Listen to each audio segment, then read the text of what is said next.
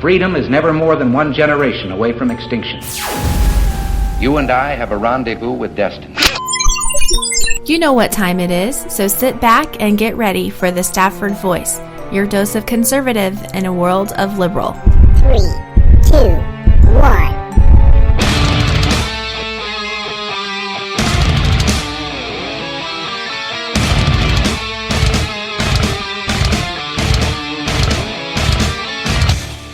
Hey, good evening, and I probably should say Happy New Year because, wow, we are off to a crazy start to 2016. Hey, I'm your host, Daniel Stafford, and yes, you are listening to The Stafford Voice, where we are conservative in a world of liberal. And tonight, we're going to talk a little bit about the Oregon Ranch situation. We're going to talk about Obama's unfinished business. You know what I'm talking about there. Gun control. We'll throw in a little bit of history about what happened on this day in history. And also, I've just found something. I found a soundbite from someone that, look, we've made fun of this person a couple of times. Tonight, her stupidity shines. Yeah, that's all I can say. I've laughed at this stupid soundbite probably 10 or 15 times. It is that stupid. And I think she kind of even realizes what she says. But anyway, we don't want to get too far ahead of ourselves.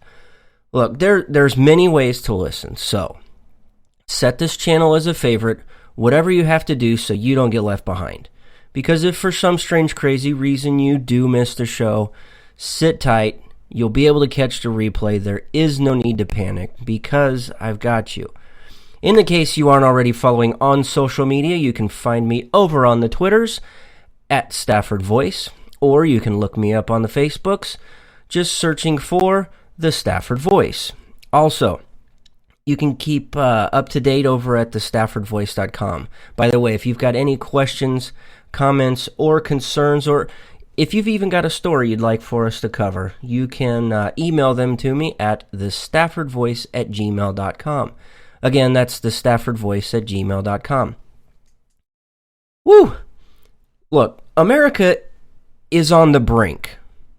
And I hope that what I have to say doesn't just go by the wayside tonight. I've given this a lot of thought, and I really hope that I'm able to say what I want to say because, like I said, I think we're on the brink of something big, but we have to know that we need to calm down just a minute. Now, I want to quote something. I mean, you guys know I love quotes. This one is from the Declaration of Independence. It's actually the last sentence.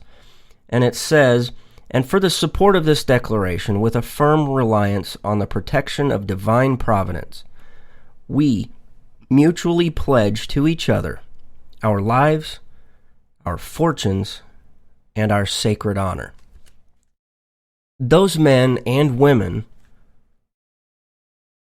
had no idea the full extent that they were embarked on.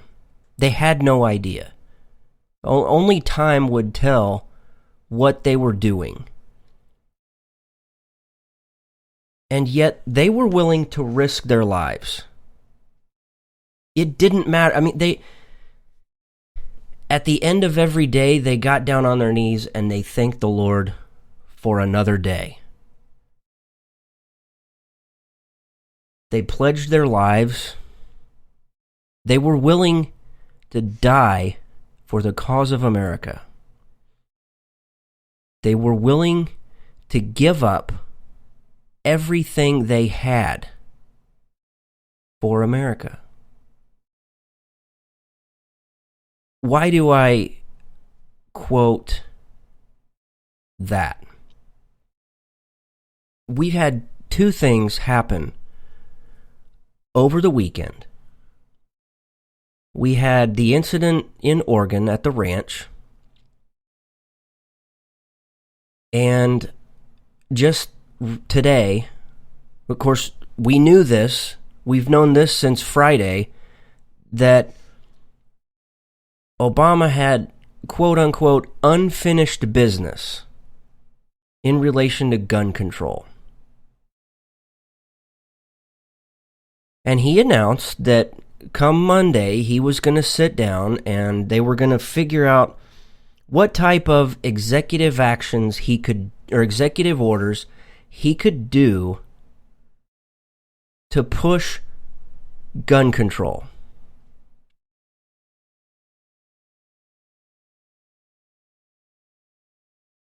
I think maybe he forgot what the Constitution says, where our Second Amendment says a well-regulated militia being necessary to the security of a free state, the right of the people to keep and bear arms shall not be infringed.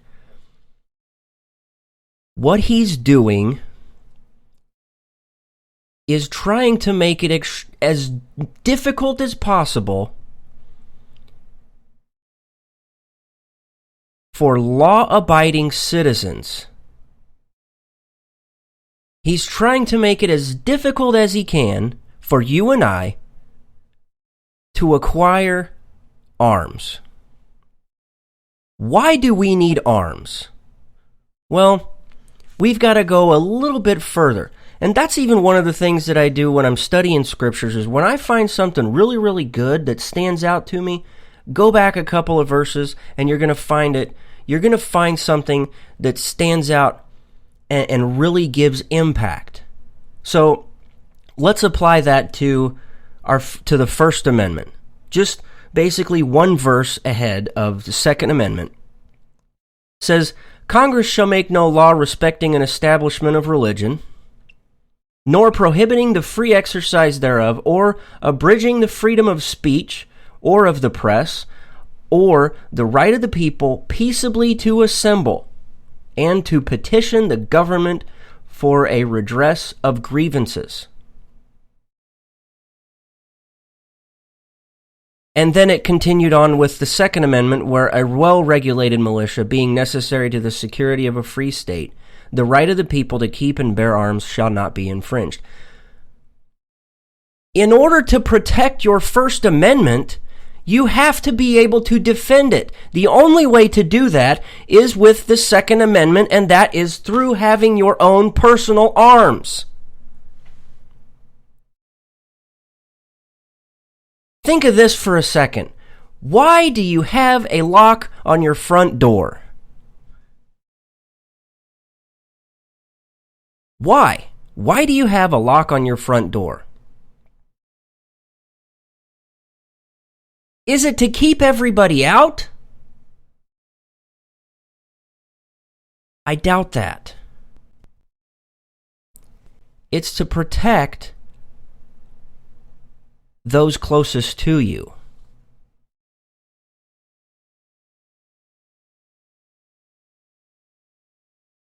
Out in Oregon, and I'll admit, I was way behind the curve on Sunday when this story really got heated.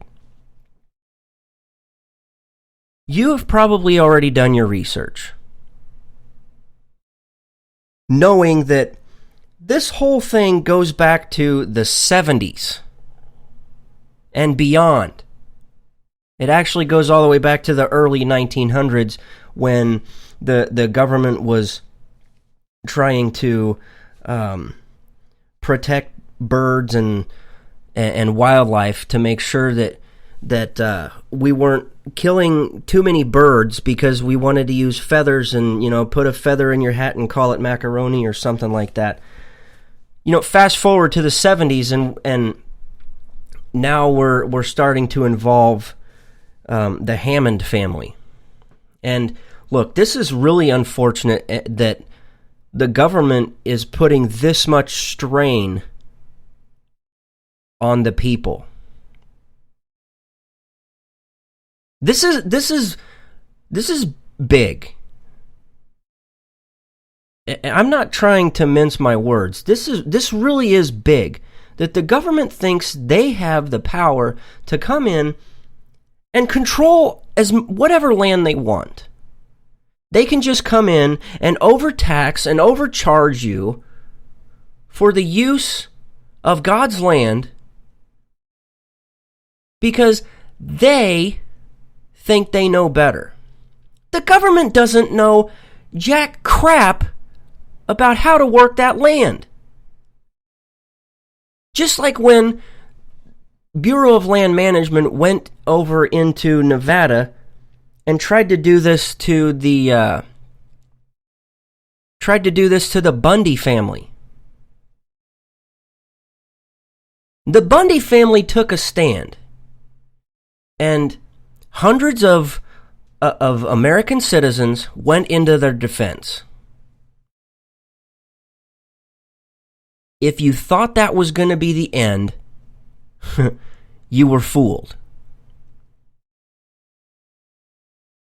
Because here we have another land grab by the government, and they've been working on this for years. Like I said, since the 70s, they've pushed out and squeezed out everybody else. All these other ranchers that were working the land around this particular spot, they squeezed them out. You basically have one family that has close to, if not more than 10,000 acres. We'll just use the round number of 10,000 acres. And I can't remember the figure that of what the government owns out there, but they pretty much own the whole damn state. Okay? Fast forward to the late 90s, early 2000s, where Dwight Hammond, who currently right now is 73, but I think he was in his late 60s. And then you've got his son, Stephen Hammond, who's now 46. They were charged with arson for fires that they lit, backfires from a lightning storm. These fires that were lit accidentally crossed over into the government-controlled land that was under the direction of the BLM, the Bureau of Land Management. Hats off to the Hammond family, because if it wasn't for them, a lot more of the land would have been decimated by that fire.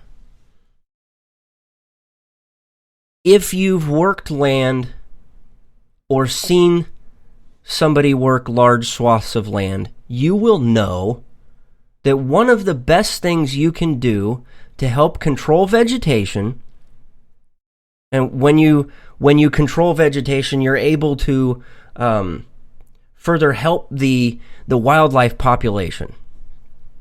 Okay? One of the things you do is you do controlled burns. It does take a while for the land to, I'm going to use probably a bad choice of words, but for the land to recover, it takes upwards of 2 years for it to fully recover and to start really producing. It's a cycle. Give it some time, then they come back, and after they've done a controlled burn on a whole nother area, after years go by, it becomes overused. So they do these controlled burns. So in essence, the Bureau of Land Management, the federal government, should have thanked the Hammond family for helping. But that's not what they did. They came in, and what it says is that 3 years ago, at the time, the U.S. District Judge in charge, who is now retired, his name was Michael Hogan. He's the one that sentenced the father, Dwight Hammond. He sentenced him to 3 months in prison, and the son, Stephen, he sentenced him to 1 year. These guys served their time. However, because of what happened, there was a mandatory 5-year minimum sentence that's required. Minimum 5 years, okay? However, Hogan, District Judge Hogan, reduced the sentence to the 3 months and the 1 year. He reduced it, saying that it would have violated the constitutional prohibition against cruel and unusual punishment, adding that it would have been, quote unquote, grossly disproportionate to the severity of the offenses, unquote.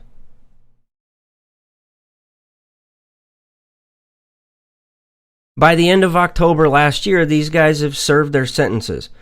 But guess what? U.S. District Judge Ann Aiken deemed that she comes out and says that they didn't serve enough time. It was too short under federal law and ordered them back into prison.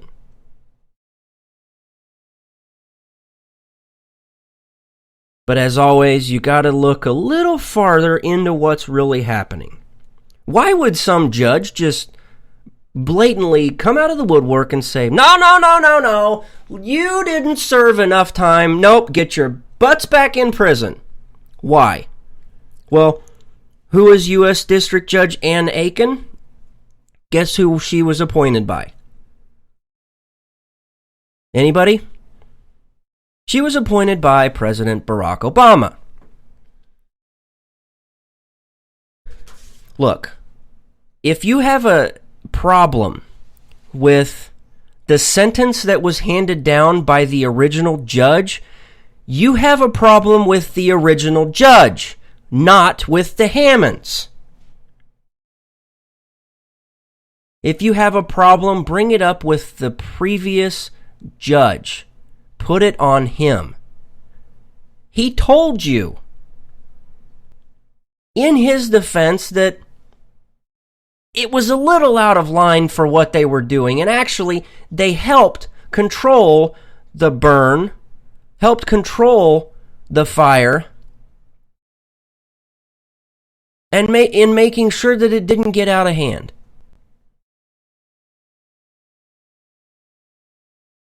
So he was a little lenient. That's what a judge does. Offers a little leniency in certain cases.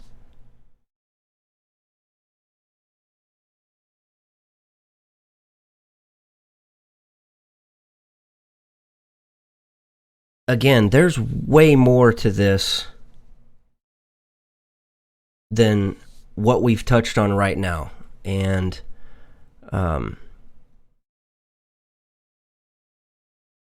I think we even need to hear from Ammon Bundy, one of the sons of Cliven Bundy, who went to the area to actually help keep things under control. Because after all, you know, when the government comes knocking on their door, on the Hammond's door, and whisks off the men of the family, somebody's going to have to remain there to help work the land and tend to those cattle. They've got hundreds and hundreds of heads of cattle. They don't just take care of themselves. So let's see what Ammon Bundy had to say about this. And this just, I believe, came out today, or just earlier today. Check this out. Other than just citizens that care and feel like it's time that we make a stand to protect our human rights, we didn't really know what to say. But we felt that we'd give ourselves a name, at least so that we can be reported that way, and we could be more organized in that effort, and that would be Citizens for Constitutional Freedom. Our purpose, as we have shown, is to restore and defend the Constitution, that each person in this country can be protected by it, and that prosperity can continue. We love our country. We love the people in it. We know that we are struggling to be able to know what to do as a nation, and in many ways we are dividing, and we hope that we can restore those things, and that we can unite as a people in protecting individuals, that we will not forget about how important each person is. Okay.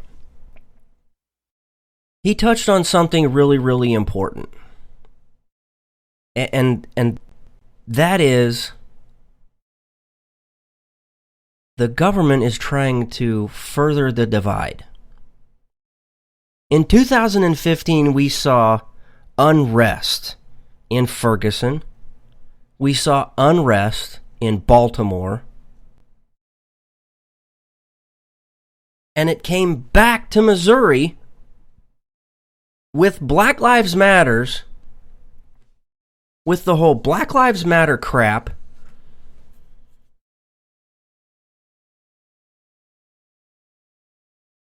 Look, yes, America is on the brink, ladies and gentlemen. We either have to choose what's right or choose what is wrong. Let me touch on something here real quick, and this comes from Eric Odom. And if you don't know who Eric Odom is, then you need to either, what you need to do is you need to go over to, Grassfire. Grassfire.com. It's a conservative / libertarian leaning social media site. And he's all over Facebook as well. Eric Odom, super smart dude. And I found something that he said. I can't remember if he posted it yesterday or if it was early this morning. But Eric Odom said, in short version, it's a trap. And he's talking about this whole Oregon situation. He says, in short version, it's a trap. He says, I recently saw a veteran discussing this, and he said something that stuck with me. He said, proper political or military strategy requires two things: brains and balls. And he goes on and further says, why do I say it's a trap? Well, for starters, the Fed is eerily silent at the moment.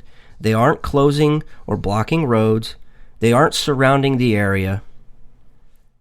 They aren't showing up with military-style vehicles and troops. It's almost as if the Fed is standing back just waiting for a much larger crowd of patriots to show up and dig in. It's almost as if they're in stealth mode, waiting for it to get bigger, with a lot more people involved.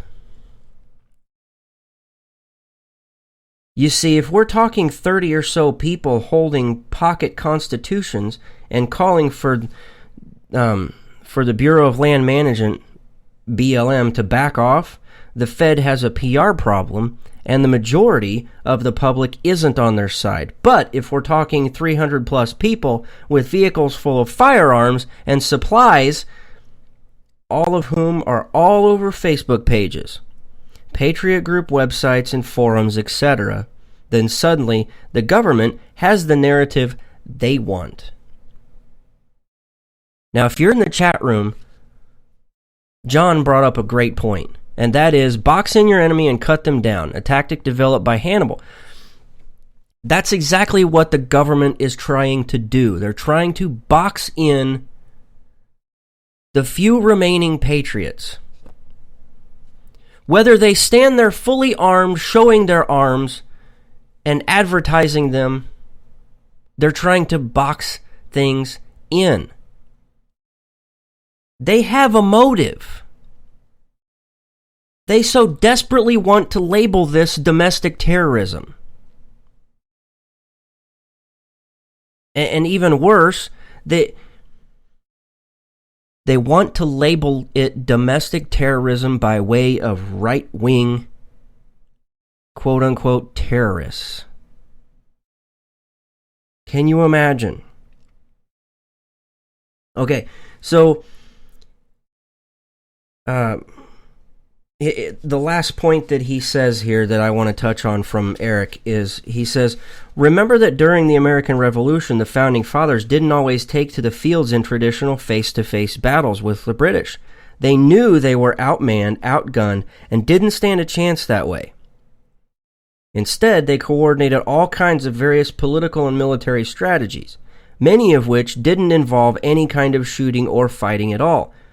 He says you have to pick your battles wisely and pick the way you want to fight them very carefully. Look, you have to put a brain to your brawn. You can't just get out there, guns a-blazing. I mean, look, that makes for a great made-for-TV movie. Guns a-blazing. I mean, you remember the whole Doc Holliday and Tombstone. Look, it makes for a great movie. We're not living a movie. We're not. You see, image is everything. Image is everything. And I believe on Glenn Beck said today that this is one of the oldest stories in the book. He says, you want to change the world, you've got to be peaceful. Yes, to an extent, yes, you have to be peaceful, but you have to put a brain behind it. You have to outsmart them. You have to have tactics.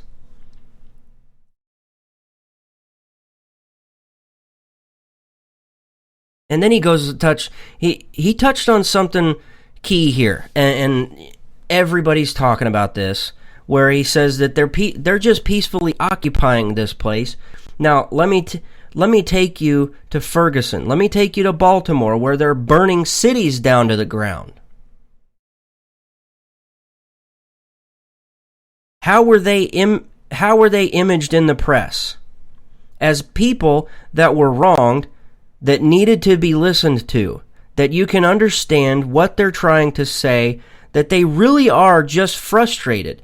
They burned the city to the ground. And they needed their own space to be able to burn cities down. They needed a safe place where they could go and loot and riot and set cop cars afire.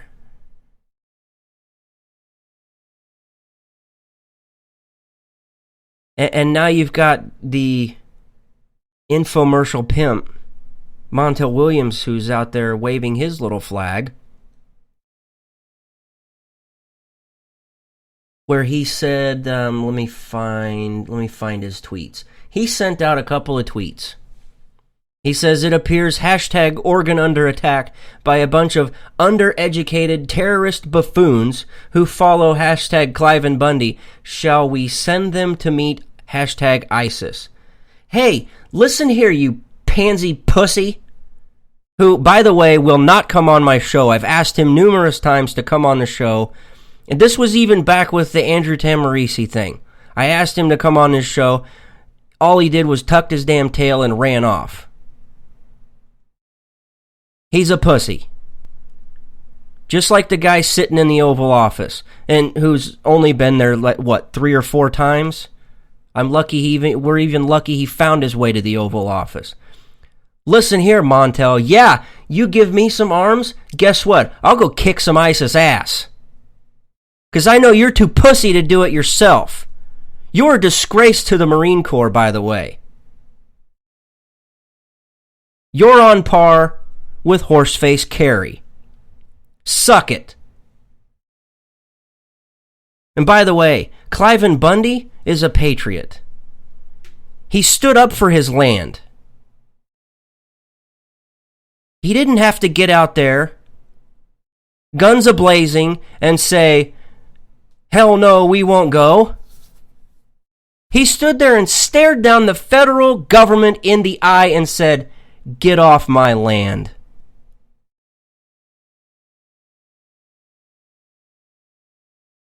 And a couple of days later, they stood down. The government knows that they'll get their asses handed to them if they go over there and try. Even try in Oregon. They know that's not a fight they want to take. But it goes against the president's agenda, which is making sure that he is able to finish his business that he has started out to do, and that's gun control.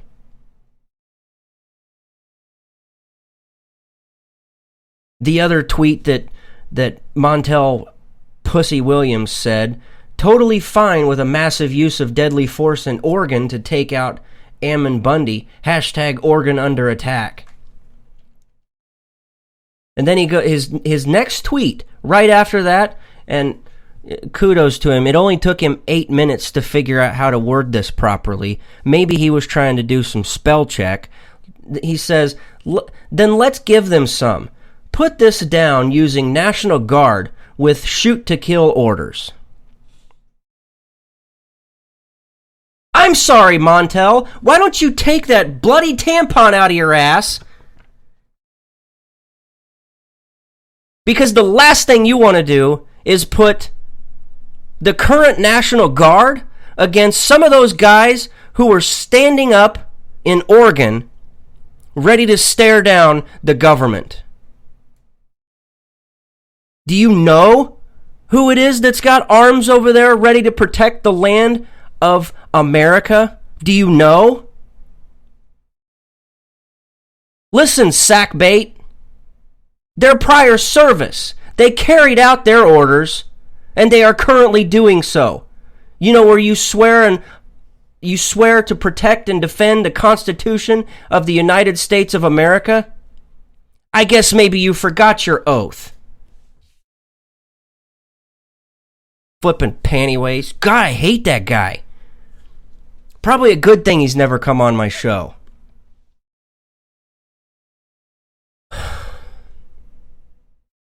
But yes, we're on the brink of losing some of our very constitutional freedoms. One of which is the Second Amendment. If you make it difficult for law-abiding citizens, who in the hell is going to protect their neighbor from the likes of those who looted up Ferguson or ransacked Baltimore? If guns were so damn bad, tell the Secret Service to lock them away because you don't need to be protected by guns. Hillary Clinton doesn't need to be protected by guns.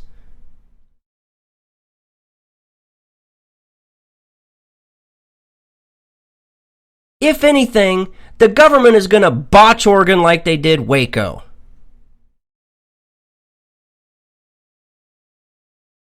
So, earlier I made mention that, yes, one of Obama's unfinished pieces of business was to work on gun control. He wants to work on gun control. So he came out today, and this is what he said. Before the new year, I mentioned that I had given the charge to my Attorney General, FBI Director, Deputy Director at the ATF, and personnel in my White House to work together to see what more we could do to prevent the scourge of gun violence in this country. And I've just received back a report from Attorney General Lynch, Director Comey, as well as Deputy Director Brandon, about some of the ideas and initiatives that they think can make a difference. And the good news is that these are not only recommendations that are well within my legal authority, and the executive branch, but they're also... Okay, listen. Shut the hell up. I can't even listen to that soundbite anymore. Unfortunately, I had to get it ready and queued up earlier tonight. I've had to listen to that thing 3 or 4 times, and each time I wanted to stick a damn ice pick in either one of my eardrums.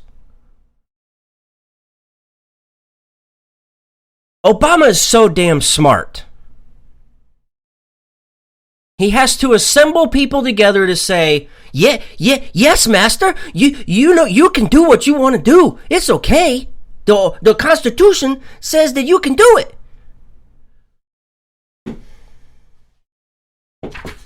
The only thing gun control is going to do is hurt law-abiding citizens.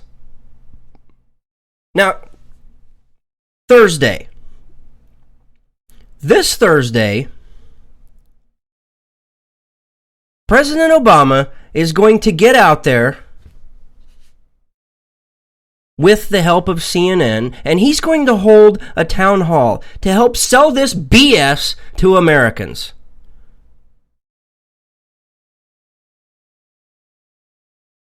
And he's going to get up there on the 5th year anniversary of Gabby Giffords. Oh, yes. We all remember Gabby Giffords, don't we? Gabby Giffords was shot by an attacker. His name was Jared Loughner. And he's going to use Gabby Giffords for a reason that we need to pursue executive gun control.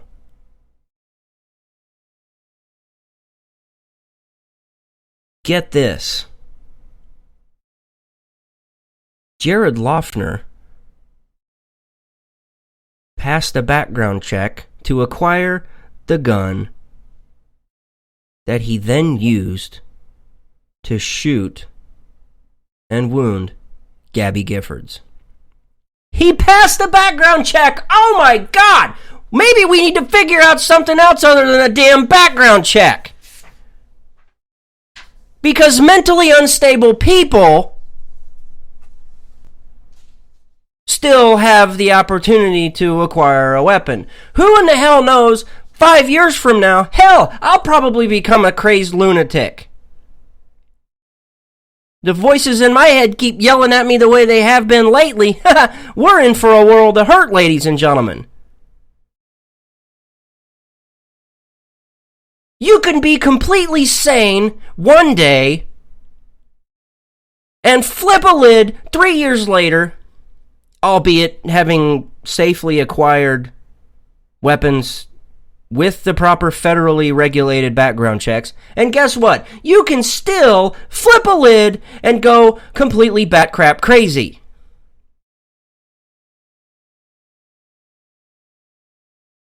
Gun control is not going to do anything but hurt the law-abiding citizens. It will do nothing to take weapons out of the hands of criminals. Criminals will always be able to get a weapon. Criminals will always be able to go to the kitchen and pick up a steak knife and go on a stabbing spree.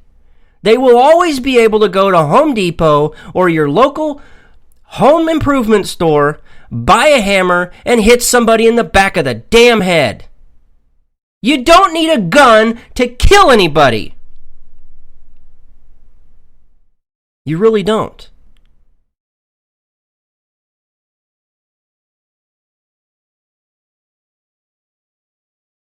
We're on the brink. But you know what? Let's change course for a little bit tonight. We can talk till we're blue in the face, which would be a really sad state, turning blue. I mean, then you'd probably look like a Democrat or a Smurf, one of the two. Hell, maybe the Smurfs are Democrats. Who the hell knows? We're going to change the tone. And we're going to... Look, we're going to flip the script here in just a minute. Now, I want to play for you tonight's campaign roundup. It's short, it's sweet, but it's some of the candidates who are still out there in the running. Some of them you've probably forgotten about. But here's what they've said over the last 24 to 48 hours. When we come back, we'll talk.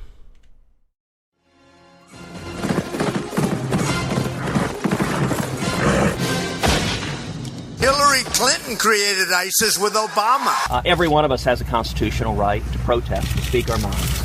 But we don't have a constitutional right to use force and violence and to threaten force and violence on others. Look, I think it's a legitimate thing to be angry about the direction of our country. You should be upset. You should be very upset. I work there, guys, so I can tell you there are people that run for office and then they get there and it's like, all right, I won. Now I can do whatever I want. And President Obama has been lawless in his use of executive orders, whether those executive orders are around immigration or whether those executive orders are around gun control. All the things the president's done, whether it's Obamacare or immigration, all are in excess of his authority under the Constitution, under the law. Okay. Yes, this is the Stafford Voice. I'm your host, Daniel Stafford. Now, before we go to break, I want to remind you guys about my friends over at RWNJ Funding. And I've hinted to this since before Thanksgiving. I've hinted to this since before Thanksgiving. We're already in 2016. We're, 4 days into it? And we are on our 4th day of our pledge drive. Now, when I was ready to put together the idea of doing our pledge drive this year for the show, there was only one name that came to mind. How am I going to do this? Now, I've told you guys how awesome RWNJ funding is. So I put it to the test again and went over there, created created the page so we can hold our pledge drive. I'm super, super happy with the results so far. You guys have got to check out RWNJ funding. They're awesome. Seriously, they really are. Please do so. Head over to rwnjfunding.com. Again, that's rwnjfunding.com.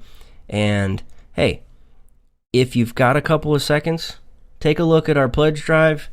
If you're enjoying the show and you want to help feel like you're making an impact, because after all, this show is listener funded, and you're the reason why we are here. By the way, we're here every Mondays and starting Thursdays this week, Mondays and Thursdays, same time, same bat channel.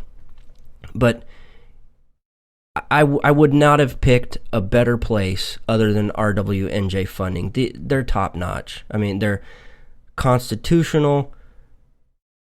I can't say enough good things about them. So I'll just leave it at that. Head over to rwnjfunding.com. Let them know you heard it here. So when we come back, we will hit on this day in history, and this is when we're going to flip the script. We're going to flip the script. This is really, really cool. Hope you enjoy when we come back from the break. We'll be right back.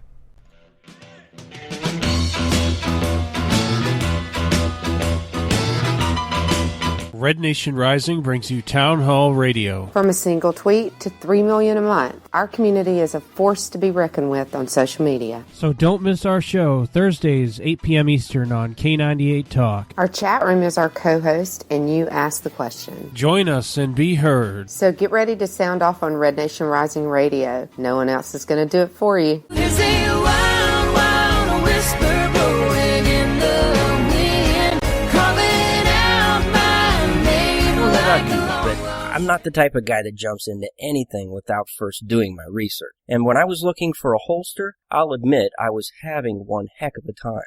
You know what I'm talking about here. You find one you like, you try it on, it would be clunky. Another one fits good, but costs way too much. So you try on one last holster, it was slim, lightweight, priced right, but lo and behold, you slide your pistol in, and it falls right out. So what do? You've tried all these mass market holsters. Well, go custom.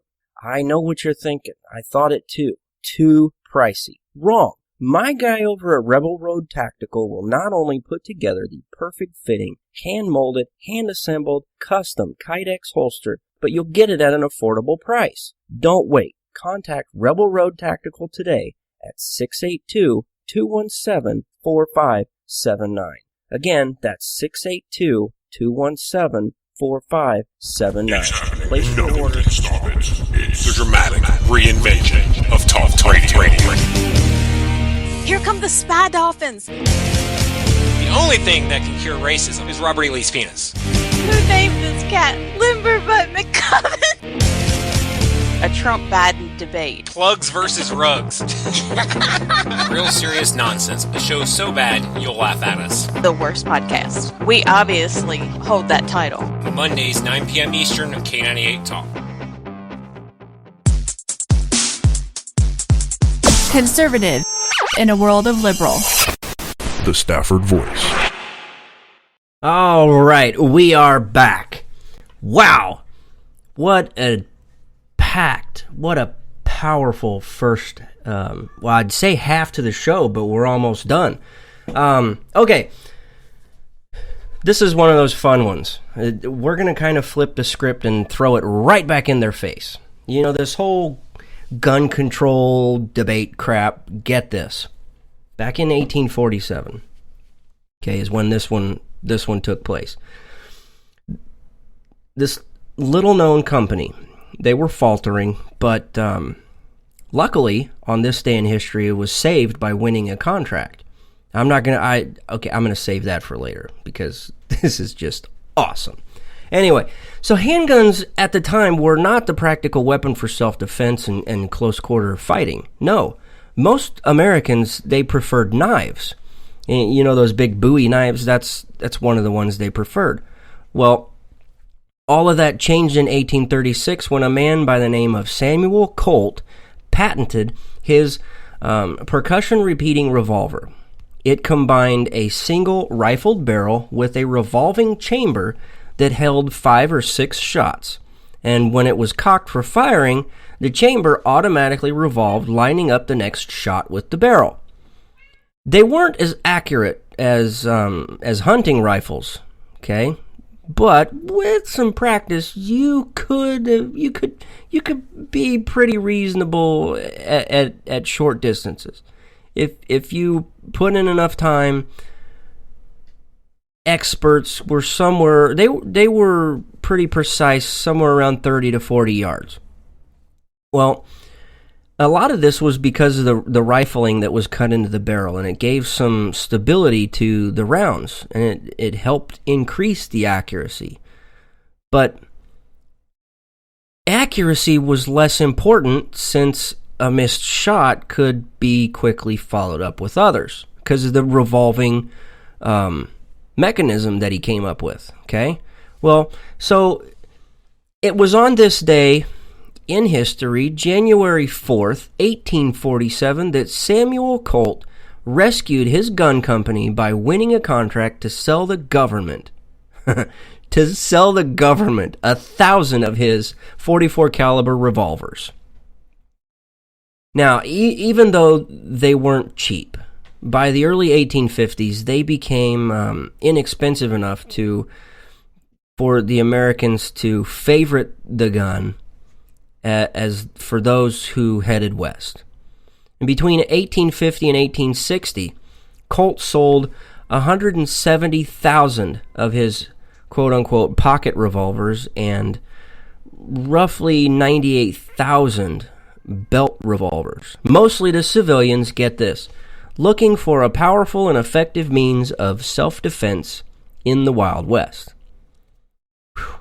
Back in 1847, we were still using weapons for the means of self-defense, let alone a little faltering company named Colt, who is by far one of the most revered guns out there right now. Colt, who saved his company by winning a contract and selling guns selling that incredible .44 caliber revolver to the government. He sold them 1,000 and it saved his company, and as we know, the rest is history. And, whew, okay. Do we have time for last... Yeah, you know what? We got to get it in. I've got to. You know what? This is our last break for the evening, and when we come back, we will do our Who Said That. We'll be right back. K98 Talk is expanding its lineup for 2015. This means we are expanding our advertising base. Whether you're a startup trying to push through to the next level, or an established business trying to supplement your advertising budget, web-based advertising is a solid investment. Thanks to Talk's newest partnership with TuneIn Radio and instant access to our sister station, K98 FM, we give you worldwide access at a reasonable cost. Interested parties should email us at sales@k98fm.com. This is JD. And this is Stacy. Join us Tuesday nights, 10 p.m. Eastern, for Game On. Remember, Lock up the children and the old folks. Game On, the home of liberservative conservatism. Where no one is safe and no one is spared, not even the hosts. Oh, that was supposed to be a spin cycle. I'm sorry. Yeah, that's okay. We love you anyway. Right round, baby. Self-monitoring right Ebola anyway. radio strikes again. Anyway. Anybody see the host monkey? Where's the host monkey? Where's the host monkey? For God's sake, I need an antidote. Just do your rant. Let's pop out of the segment. Has to do with Find us on Twitter at JD and Stacy. You're listening to K98Talk.com. Whether you're an employee or business owner, when it comes to the correct course of legal action, it's the first step that is important. And make that first step with attorney Ted Hong. You need someone you can trust and has the experience you need when it comes to workplace and employment law. If you've lost your employment due to discrimination, false accusations, or being denied benefits, you need Ted Hong. Or if you're an employer who wants to ensure compliance with workplace regulations and labor contracts, you need Ted Hong. Ted and his team also cover family and property law and estate litigation as well. Ted has over 30 years of experience, and him and his amazing legal team will provide you cost-effective legal consultation and make the experience all about you and your needs. For more information or to set up a consultation, contact the law office of Ted Hong at 808-933-1919 or visit tedhonglaw.com. Ted Hong, an experienced and principled attorney you can trust. 808-933-1919 or tedhonglaw.com. Conservative in a world of liberal. The Stafford Voice.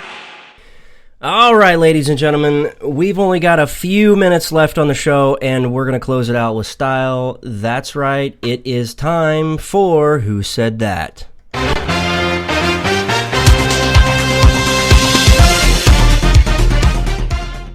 All right, and if you're new and you don't know what Who Said That is, let me give you the rundown real quick. Who Said That is our last segment of the evening, and it's where somebody out there in the media, either whether it's a liberal, a conservative, libertarian, it doesn't matter. If you're out there and you say something that proves without a shadow of a doubt you are completely stuck on stupid, we're going to call you out. We're probably going to laugh at your expense. And tonight is no different. I mean, at the start of the show, I told you this was funny. I've listened to it more than a dozen times. I laugh. I'm laughing just even thinking about it. It's that funny. And towards the end of this little soundbite that you're about to hear, I think she even realizes how dumb. I'm not going to say stupid. I'm going to say dumb. I mean, there's dumb, D-U-M, and then there's stupid. This one,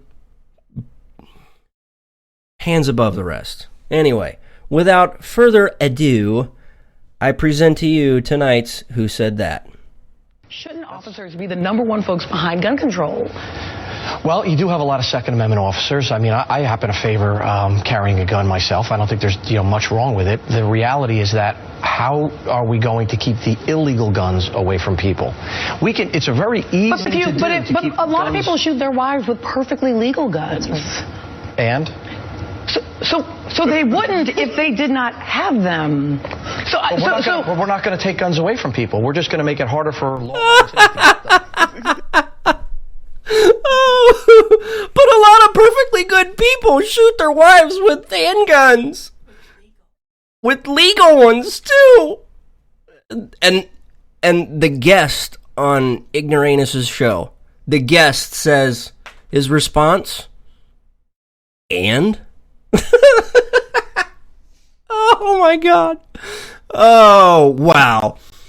Oh, I almost want to play that again because it's only 30 seconds. It is absolutely hilarious. Did you catch how dumb she sounded? I mean, she caught herself where she says, and them, like, oh my God, I'm stupid. I'd do a facepalm right now, but this is live television and I can't. Oh, listen. Melissa Harris Perry, guns don't kill. The dumbass behind the trigger is the one that's killing. It's the guy or gal with a deranged mental state that does the killing. Guns don't kill. If guns killed, then what we need to do is put forth legislation, and we need to ban forks and spoons and knives because those are the utensils that are making people fat. And, Michelle Obama's got unfinished business with trying to force people to eat cardboard.